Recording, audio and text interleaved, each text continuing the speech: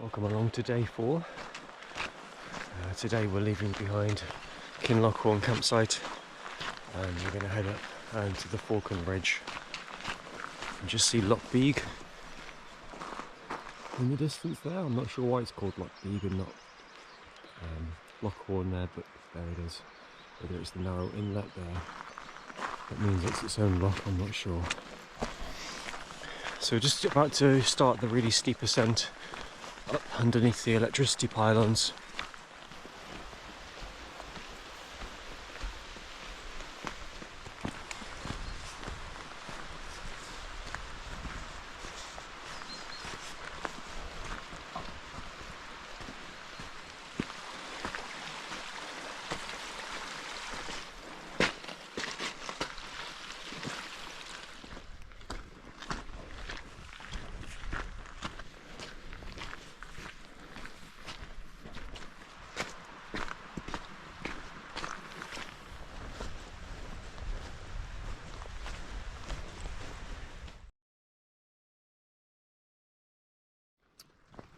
Okay, so you can see the stalker's hut there in the distance on the diagonal right.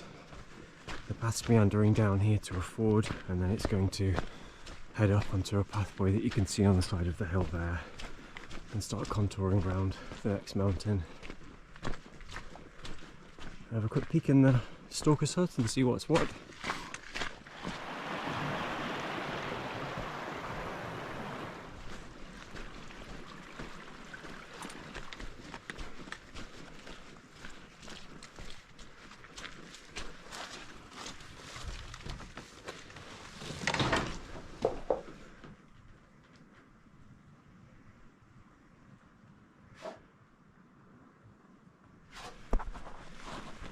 I don't know if you can see the stalker's hut in the background, but we've passed that now, over this ford. That was easy. It was dry yesterday, so the river levels are quite low. And then a return to the boggy wetness. So track finding was just a bit quite difficult there, trying to find that level suggested in the Cicerone book. But I think I'm roughly in the right spot now. Just going to cross this small river. Okay, so I'm at about 400 meters elevation now. I'm just going to cross over the Out Corrie Dube.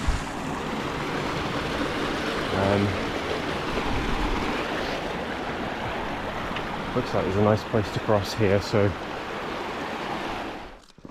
okay, so this way seems to provide a bit of respite from the bog. We've just had to ascend there.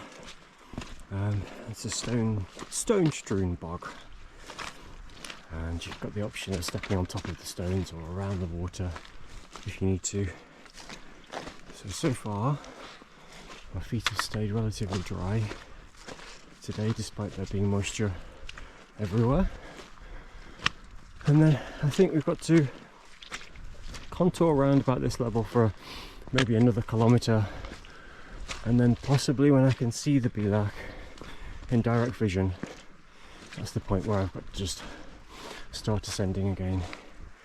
We're about 450 meters now altitude. I think we've got to get to around 700 at the top of the Bealach, so I guess we've done most of the ascent now.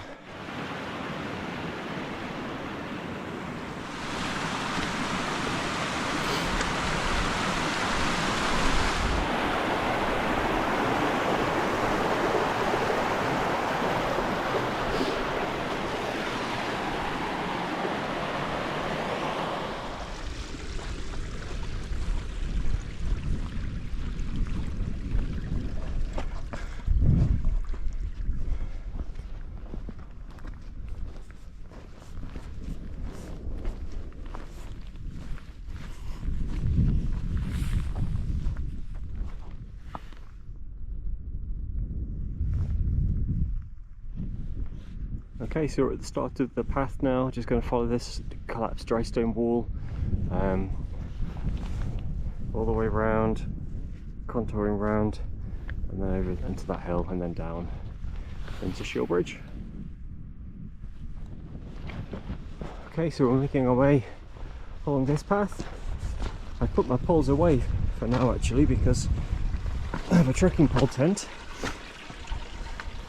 and I think I've had a couple of close calls with jamming them in the gaps between the rocks and then moving forward and the pole bending, so I want to be a little bit careful. So I'm going to go nice and slow, use my hands on the rocks if I need to as support, and just pick my way through this section.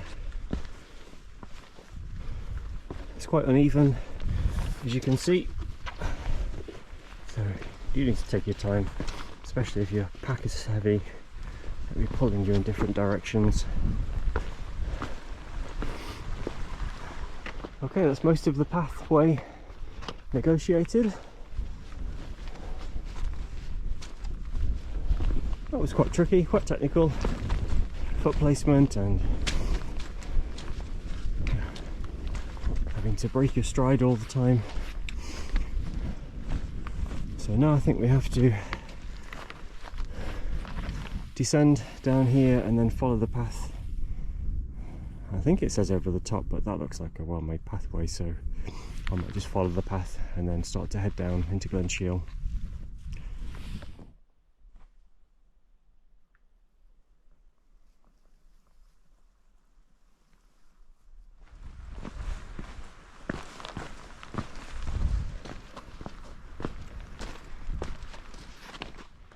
Okay, so we're just coming to the path junction, and I'm going to take a left now and head into the valley and see what the muddy bog in this valley has in store. Okay, somehow found the path. That looks like it's clearly going down there, following the river, keeping to the right. So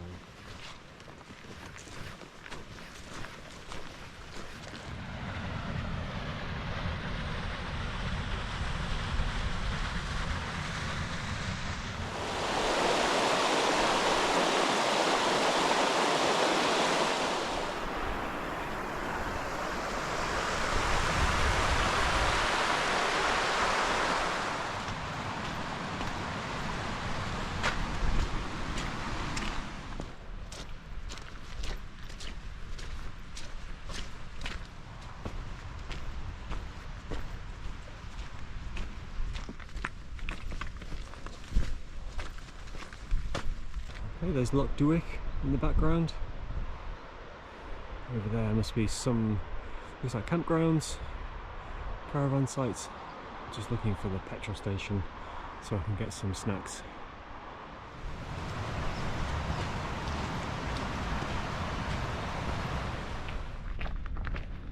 So here starts the long road walk around to Kinloch Hourn for my resupply box.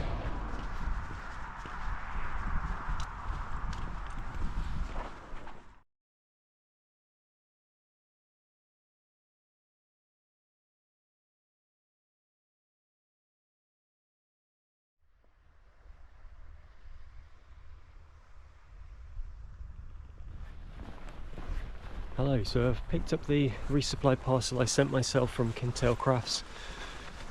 My bag's really heavy now. I think I'd would have really struggled with the hills today if it hadn't have been for a lighter bag. Falls of Glomach probably tomorrow. I think I could go on a bit further than Morvich Campsite, but I want to be fresh and enjoy the Falls of Glomach, and then I can do a long day afterwards. Probably won't get to Strathcarron tomorrow because that would be a very long day. But maybe Bendroinig Lodge, that might be the target for tomorrow, so we'll see. Just walking along the loch side now, and I'm looking forward to getting a shower and drying a few things out in the campsite and just relaxing for the rest of the afternoon.